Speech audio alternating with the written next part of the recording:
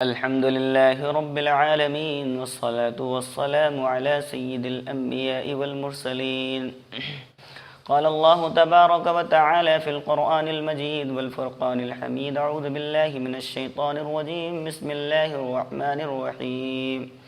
ولا تقولوا لمن يقتل في سبيل الله أموات بل أحياء ولكن لا تشعرون.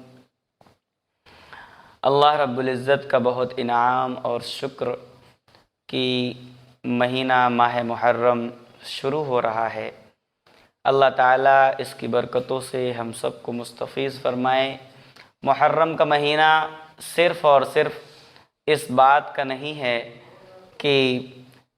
کچھ اور چند واقعات پیش آئے ہیں،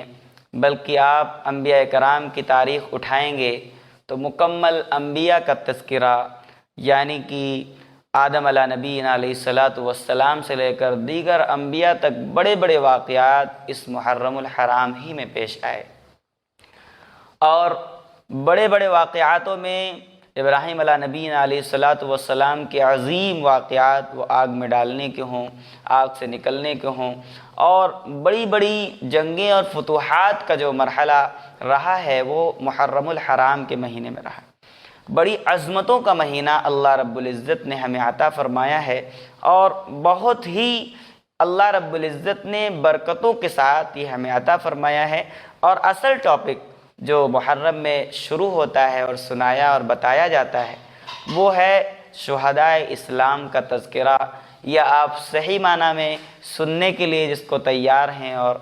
آپ کے دل و دماغ میں جو منشا چل رہا ہے وہ شہدائے کربلا کا ہے. انشاءاللہ ہم جلد ہی شہدائے کربلا پر بھی پہنچیں گے اور انشاءاللہ اس کو صحیح نہج سے اور صحیح عنوان سے، صحیح موضوع سے انشاءاللہ سمجھیں گے. پھر پیارے آقا کے زمانے سے لے کر یہ محرم الحرام کتنی عظمتوں کا مہینہ رہا ہے، اور پھر پیارے آقا کے تحت یہ حرمت کا مہینہ بھی قرار دیا گیا. اور محرم الحرام کی شروعات ہی یکم محرم الحرام،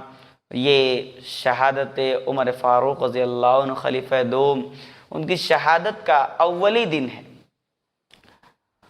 تو میں اس سے پہلے جو مہینہ ہم گزار چکے ہیں جس کا نام ذوالحج ہے، جس پر سال مکمل ہوتا ہے اور حج کا مہینہ کہلاتا ہے، میں یہاں سے کچھ شروعات آپ کے سامنے کرنا چاہتا ہوں کہ رب کریم نے ماہ مبارک ہو، دن ہو، ایام ہو، اسلام پر قربانی دینے والوں کا کچھ ایسا نقشہ بنا ہے اور بنایا ہے کہ اگر سال بھر میں ایک ایک گھنٹہ کسی کی شہادت اور کسی کی قربانی کو بیان کیا جائے تو شاید وقت نہ مل پائے مکمل ہسٹری کو بیان کرنے کا، اور وقت ختم ہو جائے. اور یہ شہداء کا مطلب کیا تھا؟ تو شہداء ایک لمبا مفہوم ہے کہ جو اللہ کے لیے، اللہ کی محبت میں، اللہ رب العزت کی چاہت میں پیارے آقا کے طرز پر قربان ہوئے ہیں، اس دین کو سینچنے کے لیے، اس دین کو بڑھانے کے لیے، اس دین کو اقدام کو آگے تک چلانے کے لیے، اس دین کو ہم تک لانے کے لیے، جنہوں نے نہ اپنے بچوں کا خیال کیا، نہ اپنے پریوار کا خیال کیا، نہ اپنے خاندان کنبے کا خیال کیا، بلکہ سب کو تیغ دیا، سب کو قربان کر دیا، وہ ہیں مجاہدین. انہی کا نام ہے شہدائے اسلام. ہم انشاءاللہ اس ماہ مبارک کے تحت شہدائے اسلام کا مکمل تذکرہ سنیں گے. آئیے عثمان غنی رضی اللہ عنہ کی بابت کچھ سنتے اور سناتے ہیں، جو بڑا انمول اور بڑا عجیب و غریب واقعہ، جو نہ بیان کیا جانے والا اور نہ سننے جانے والا واقعہ ہمارے سامنے ہے. حقیقت میں تاریخ کے گوشے نے ہر چیز کو مکمل طور پر اپنے اندر پرویا ہے. بس ضرورت ہمیں یہ ہے کہ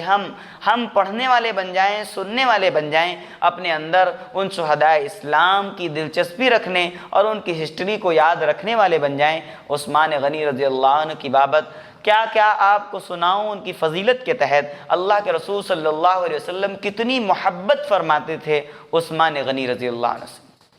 کتنے چہیتے تھے عثمان غنی رضی اللہ عنہ، چوتھے نمبر کے مسلمان. اور آج قوم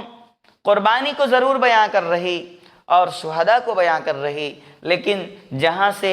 ایک منافقت کی شروعات ہوتی ہے، جہاں سے ایک جنگوں کا علم پیدا ہوا اور جہاں سے ایک بڑا اہم عنوان شروع ہوتا ہے، ہم نے اس عنوان کو پیچھے ہی ڈال دیا ہے۔ تو شروعات یہاں سے اگر ہم سنتے ہیں تو تبھی جا کے ہمیں کچھ بات سمجھ میں آئے گی کہ ان منافقوں کا جو ٹولہ تھا اس نے اپنے مشن کو کہاں تک کی کامیاب بنایا۔ بہت ساری باتیں، اور ایک بات یہ کہ پیارے آقا محمد رسول اللہ صلی اللہ علیہ وسلم ایک جنازے میں شریک ہیں اور آپ جنازے کے لیے آگے نہیں بڑھ رہے ہیں۔ جابر رضی اللہ عنہ نے یوں کہا، یا رسول اللہ کیا ہوا، آپ جنازے کے لیے آگے نہیں بڑھ رہے؟ آخر یہ قرض دار اگر ہے تو میرے پاس وسعت ہے، میں اس کا قرضہ ادا کروں گا۔ آپ نے فرمایا نہیں، ایسا کچھ نہیں ہے، بلکہ یہ عثمان سے بغض رکھنے والا ہے، اس لیے میں اس کی جنازے کی نماز نہیں پڑھا سکتا۔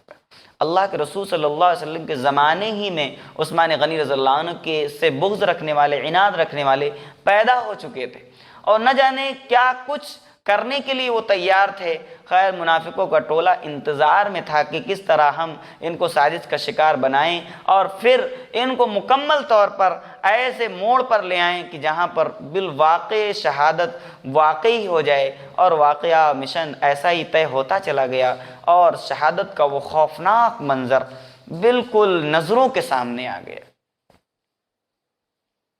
کیا عجیب منظر ہوگا۔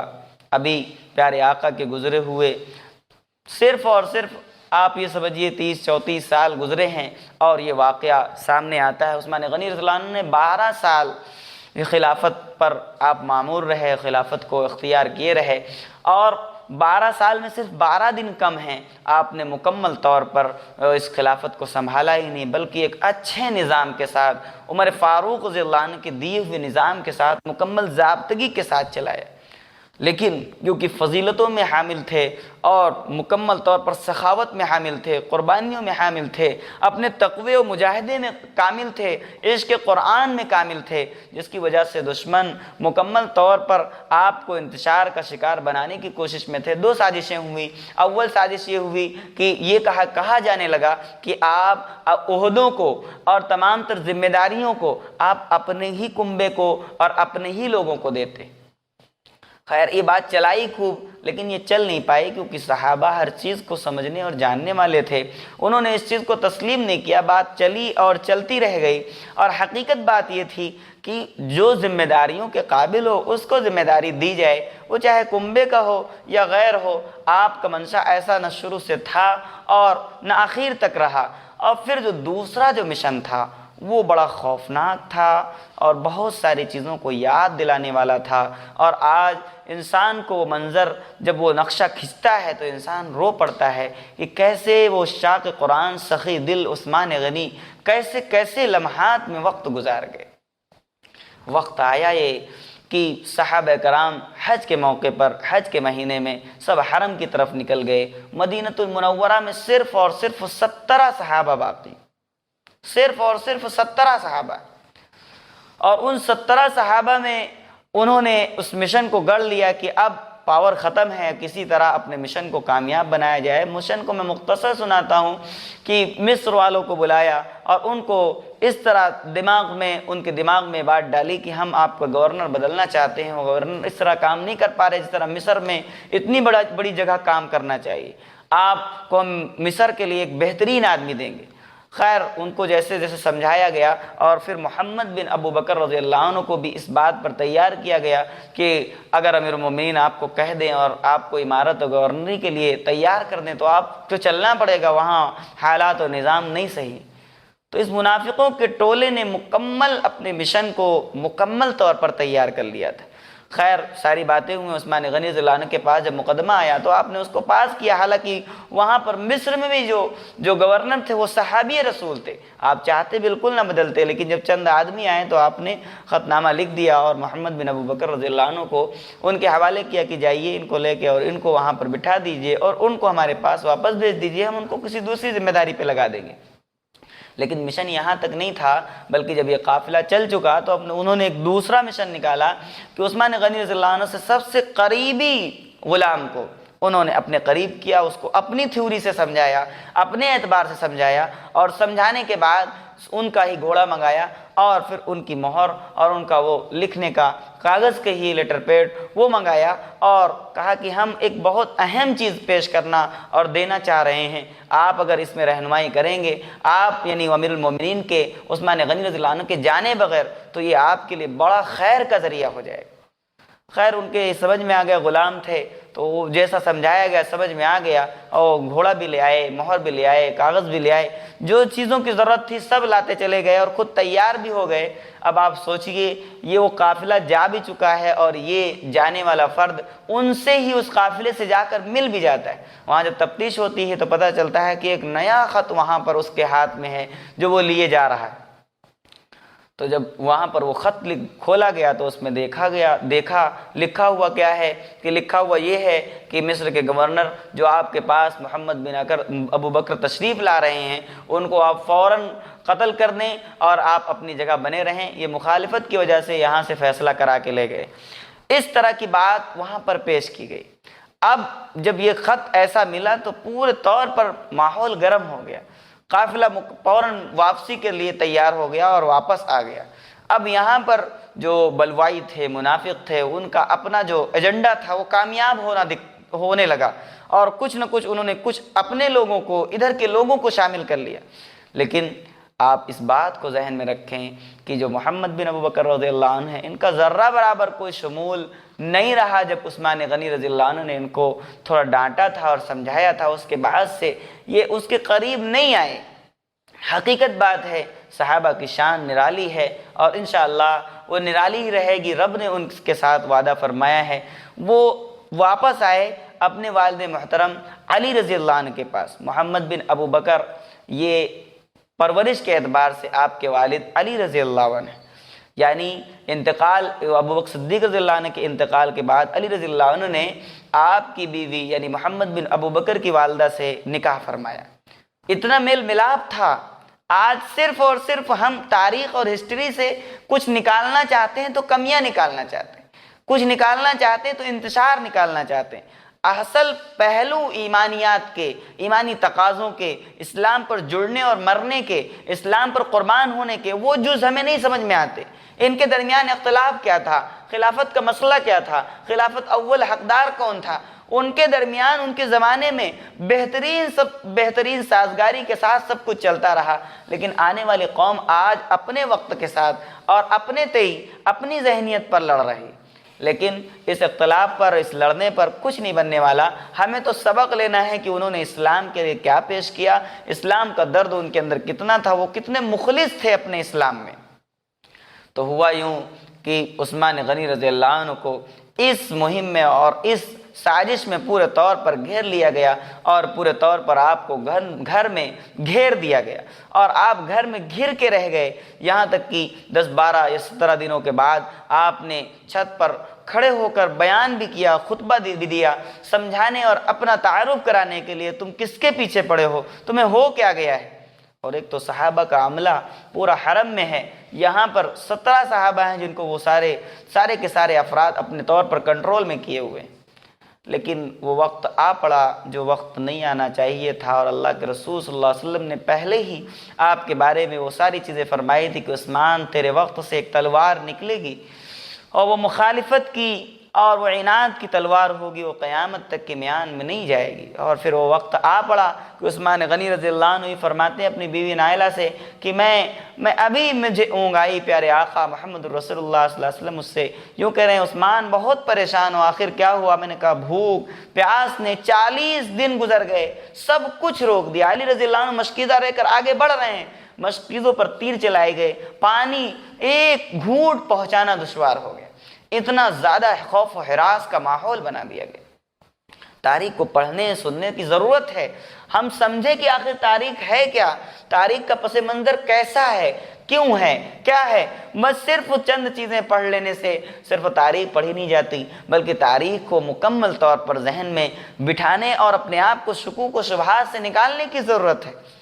عثمان غنی رضی اللہ عنہ کا گھراؤ اور وہ کٹھنائیاں اور وہ لمحات کیسے گزرے ہوں گے۔ خیر عثمان غنی رضی اللہ عنہ کا وہ وقت آ پڑا کہ پیارے آقا نے آپ سے یوں کہا، اے عثمان، کیا تم یوں چاہتے ہو کہ میں اللہ سے دعا کروں اور تمہیں ظالموں پر فتح مل جائے، یا تم یہ چاہتے ہو کہ میرے پاس آ جاؤ؟ آپ نے فرمایا رسول اللہ بس جو خدمت بن پڑی کر لی، اب میں آپ کے پاس ہی آنا چاہتا ہوں۔ آپ کے ساتھ آپ سے جڑنے والے صحابہ نے رائے رکھی، اے امیر المومنین آپ حق پر ہیں، آگے بڑھیں، لڑ جائیں اور جو ہوگا دیکھا جائے گا۔ آپ نے فرمایا میں اپنے تحت یوں نہیں چاہتا ہوں کہ میری وجہ سے امت میں انتشار ہو، میری وجہ سے امت میں خون بہایا جائے، میں نہیں نکل سکتا۔ کہا پھر آپ ایسا کریں کہ آپ یہاں سے چھپ کر نکل جائیں، آپ نکل جائیں، مکہ چلے جائیں، اور پھر ماحول جب سازگار ہو جائے گا تو آپ آئیے گا۔ کہا نہیں، میں اپنے حبیب کا، پیارے نبی کا قرب نہیں چھوڑ سکتا، میں جا نہیں سکتا۔ ظالموں کی ایک ہی مہم اور ایک ہی اعلان تھا کہ جب آپ نے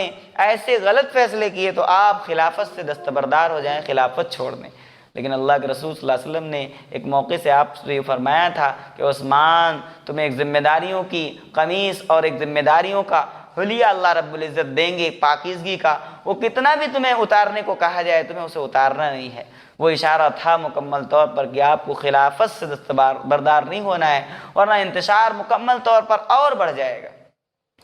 خیر وہ وقت آ پڑا کہ عثمان غنی رضی اللہ عنہ نے 39 دن کے بعد آپ نے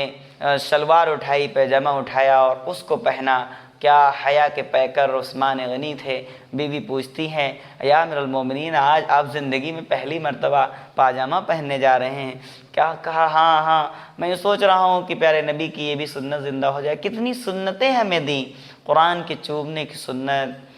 ممبر پر بیٹھنے کی سنت، اور نہ جانے کیا کیا آپ سے ملا ہے۔ وہ تو لمبا عنوان ہے کہ عثمان غنی رضی اللہ عنہ سے کیا کیا ہمیں ملا اور ان سے کیا کیا چیزیں آج تک وابستہ اور چل رہی ہیں۔ عثمان غنی رضی اللہ عنہ نے شلوار پہنی اور آخری بات کہی، حیا کے پیکر ہونے کے ساتھ یہ بات اپنی بیوی سے کہہ رہے ہیں، مجھے پورا یقین ہو چکا ہے کہ دشمن اب آ جائیں گے اور نہ جانے کیا حرکت کریں گے، تو میں یہ نہیں چاہتا کہ پیارے آقا نے جس کو ہمیشہ حیا کے ساتھ جانا اور شمار کیا ہے اس کی سطر کھل جائے اور اس کی سطر کھل کر کسی کی نظر پڑ جائے، اس لیے میں آج پاجامہ پہنے رہا۔ آپ نے پاجامہ پہنا اور پھر ایک وقت آیا کہ جس میں آپ نے اپنی بیوی سے سنایا کہ اللہ کے رسول بس ابھی تشریف لائے، اور بہت حیرانگی میں مجھ سے یوں کہہ رہے تھے عثمان بتاؤ تمہیں ظالموں پر فتح دے دی جائے یا تم میرے ساتھ روزہ کھولنا چاہتے ہو؟ کہا یا رسول اللہ بس اب میں آپ کے ساتھ ہی روزہ کھولنا چاہتا ہوں۔ بس وہ وقت آ ہی پڑا تھا، دشمن بلوائی دوسرے راستے سے، ایک طرف تو مکمل طور پر صحابہ کی اولادیں حسن حسین، امام حسن امام حسین پہرےداری کر رہے ہیں، طلحہ زبیر کے بیٹے پہرےداری دروازوں پہ کر رہے ہیں، لیکن دشمن مکمل طور پر اپنے عناد میں بھرے ہوئے تھے، اپنے مشن کو کامیاب بنانے میں آگے بڑھے ہوئے تھے۔ اور 18 ذی الحجہ کا واقعہ تھا کہ دشمن اندر مکمل طور پر گھس گئے، اور پھر عثمان غنی رضی اللہ عنہ کے ساتھ وہ داستان 40 دن پیاسے اور بھوکے اس شخص کے ساتھ یہ حالت کی جا رہی ہے کہ جو شخص ہمیشہ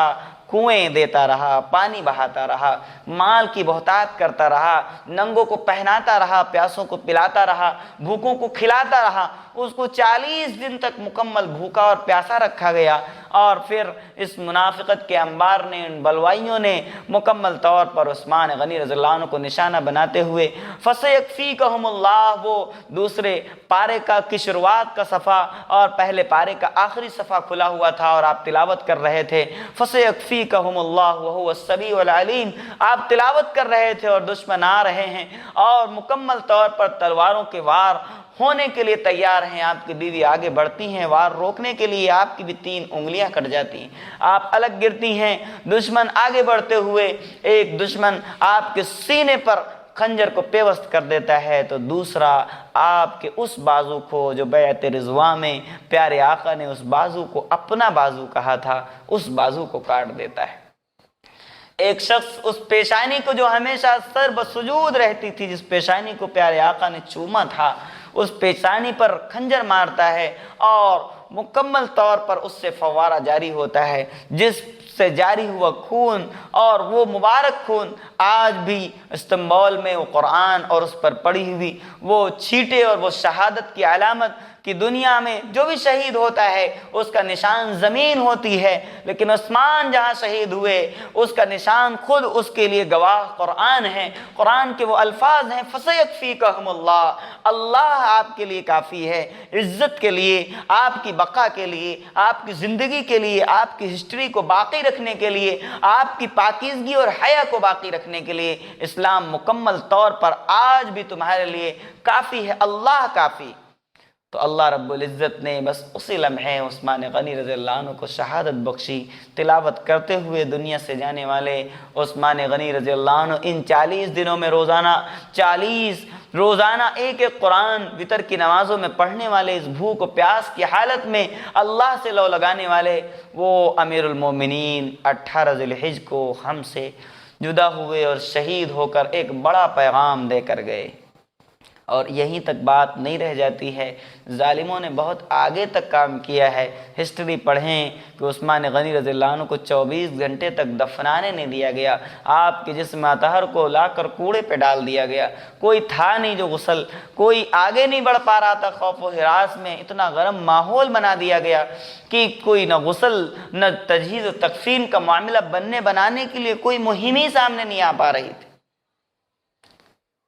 ام حبیبہ رضی اللہ عنہ کی آپ داستان سنیں گے، آپ نے اعلان کرایا کہ کل میں بغیر پردے کے باہر آ جاؤں گی اگر عثمان غنی رضی اللہ عنہ کی تجہیز و تکفین کا انتظام نہ کیا گیا۔ کن کن لمحات میں گزر کر اسلام ہم سے آیا ہے، کتنی قربانیوں کے ساتھ ہمارے پاس اسلام آیا ہے۔ ہم نے چند شقیں لیں اور چند کو دل میں بٹھایا اور اس کے بعد چند کو نکال کے یوں پھینک دیا جیسے کہ ان کا اسلام میں کوئی دخل ہی نہیں ہے۔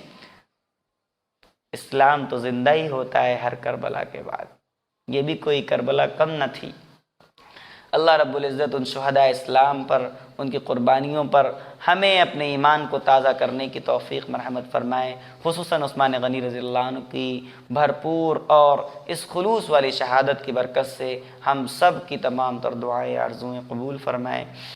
حی علی الفلاح۔